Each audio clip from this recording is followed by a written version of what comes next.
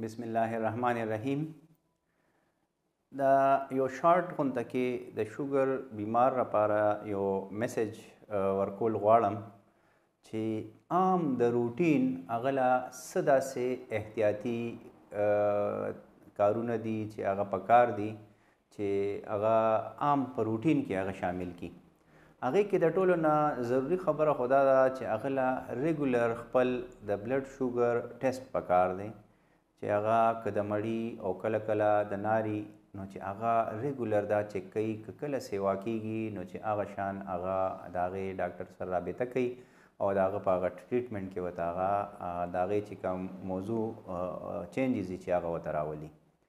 دویم دله د هر درې میاشتې پس د HbA1c ټیسټ چې دی چې کوم ته موږ د دریو میاشتو ټیسټ وایو نو چې هغه د لږ ریګولر کوي هر درې میاشتې پس او هغه ګوري چې هغه کنټرول کې دی او که نه هغې کې هم څه چینجز وي نو چې هغه هم بیا ډاکټر سره هغه شان رابطه کوي.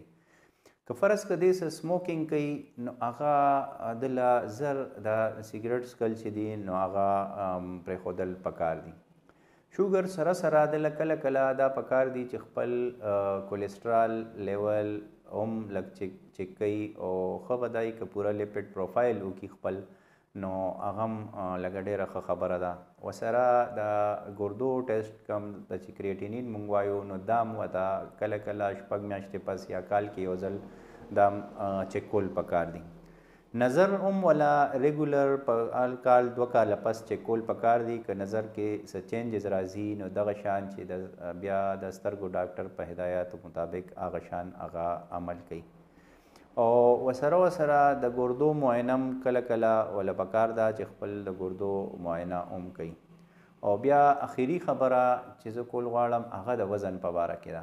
د وزن وله ډېر زیات خیال ساتل پکار دي. که فرض کړه د وزن سیوی نو هغه له پکار دا ده چې د وزن په کمولو باندې ډېره توجه ورکړي چې څونه د وزن کمی نو دونه به دته تکلیف کمی او هغه شوګر لیول به هم ښه په کنټرول کړي. داسې میډیسن به هم ښه کار کوي. د لایف سټایل به هم ښي د ګرځېدل به ښي د ایون کونډې چې دي داسې که دته د خپو څه مسایل شي نو د هغې نه به هم دی بچي.